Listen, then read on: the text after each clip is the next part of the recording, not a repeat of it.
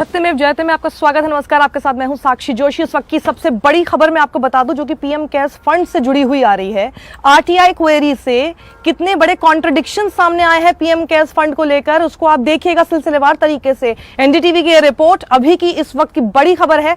PM cares fund से जुड़े इतने सारे सवाल थे जिनके जवाब कभी भी सरकार सीधा सीधा नहीं दे रही थी। अब आप देखिएगा आरटीआई से क्या सामने आया है और क्या क्या किया गया इस बीच में। आपके सामने कहा कुछ गया, हुआ कुछ। असल में ये जो केयर्स फंड है ये है ही कुछ और।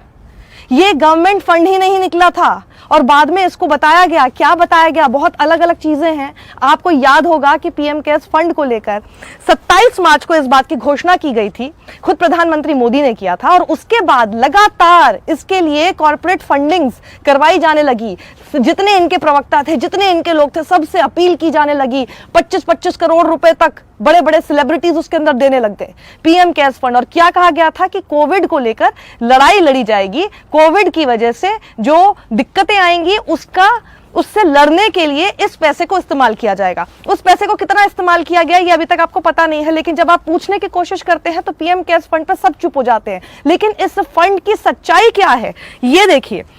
इसका डिफाइन किया गया था, government had defined this as government trust for purpose of corporate donations.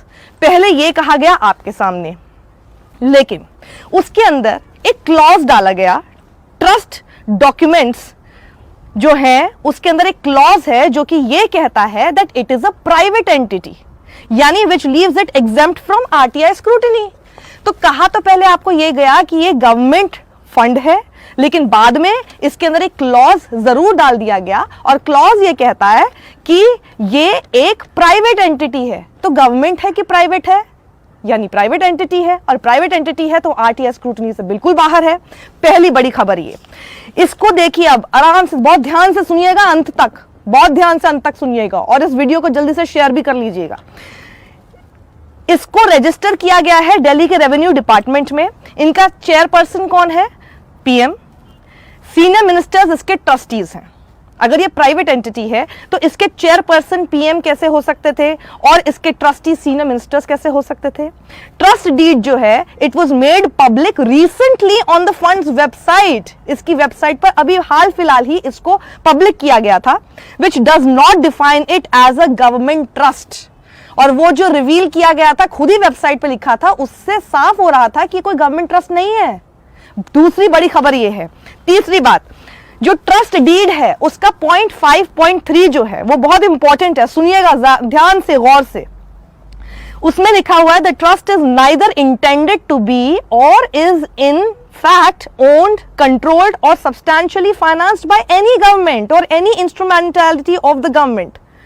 जिसको गवर्नमेंट का फंड कह के आप पैसे ले लिए गए थे और कहा गया था इससे लड़ा जाएगा, वो खुद ही 5.3 ऑफ द ट्रस्ट डीड ये कहता है, जिस क्लॉज की मैंने शुरुआत में बात की थी आपके सामने। और साथ ही ये भी लिखा हुआ there is no control of either the central government or any state governments either direct or indirect in the functioning of the trust in any manner whatsoever. सीधा सीधा कंट्रोल नहीं सेंट्रल गवर्नमेंट का, ना ही किसी स्टेट गवर्नमेंट का। साफ साफ ये बात कही गई है उसके अंदर। ये देखिए डीड डाल दिया गया है, ट्रस्ट डीड।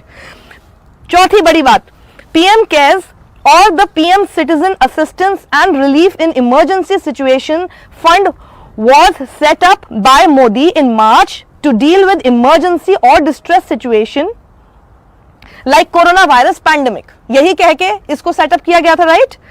पांचवी बड़ी बात, 27 मार्च को इसको रजिस्टर किया जाता है और ठीक अगले दिन यानी 28 मार्च को मिनिस्ट्री ऑफ कॉर्पोरेट अफेयर्स जो है वो इश्यू करता है एक ऑफिस मेमोरेंडम जो क्वालिफाई करता है पीएम केयर को एक कॉर्पोरेट सोशल रिस्पॉन्सिबिलिटी के तहत, यानी CSR, कॉर्पोरेट सोशल रिस्पॉन्सिबिलिटी कहकर इसको क्वालिफाई किया जाता है पीएम केयर्स फंड को, which was said to be an initiative to receive corporate donations. यानी अगर वो CSR बनाया गया है तो वो कॉर्पोरेट डोनेशंस ले सकता है, ये कह के आपके सामने रखा गया था।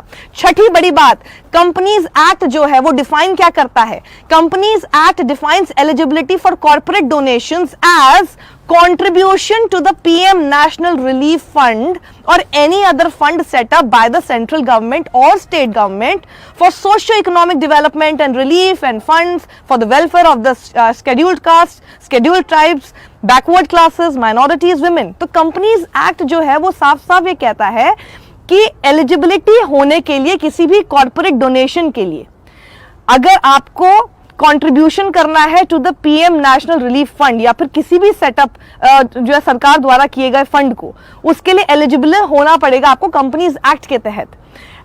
एक्टिविस्ट अंजलि भारद्वाज हैं जिन्होंने ये आरटीआई डाली थी और अपनी आरटीआई के जो डॉक्यूमेंट्स में एक्सेस उनको मिला है वो बहुत ही चौंकाने वाली बातें हैं। Ministry of corporate affairs while issuing the March 28 को जो उन्होंने ऑफिस मेमोरेंडम दिया था उसमें उन्होंने डिफाइन किया PM cares as a fund setup by central government. यानी 27 मार्च के बाद ठीक अगले दिन 28 मार्च को जो सबके सामने एक office memorandum ministry of corporate affairs की तरफ से सामने रखा गया था, उसने पीएम केयर्स को डिफाइन किया था एक ऐसा फंड जो कि सेटअप किया गया है सेंट्रल गवर्नमेंट से। ये इंपॉर्टेंट इंफॉर्मेशन याद रखिएगा क्योंकि ये जो ट्रस्ट डीड है फ्रॉम अ डे बिफोर यानी 27 मार्च को जो ट्रस्ट डीड थी वो ये कहती थी it was not government run, so PM cares could not have been eligible for corporate donation. 27 मार्च के ट्रस्ट डीड कहती है it was not government run.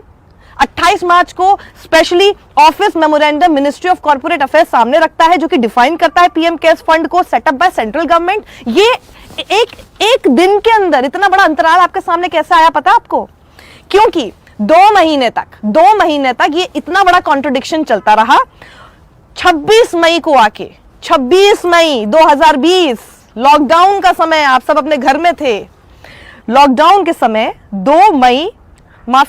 26 मई को मिनिस्ट्री ऑफ कॉर्पोरेट अफेयर्स ने एक बात ऐड कर दी कि पीएम केयर्स का फंड जो है वो कंपनीज एक्ट में अब रेट्रोस्पेक्टिवली शामिल हो जाएगा। और रेट्रोस्पेक्टिव का मतलब क्या होता है?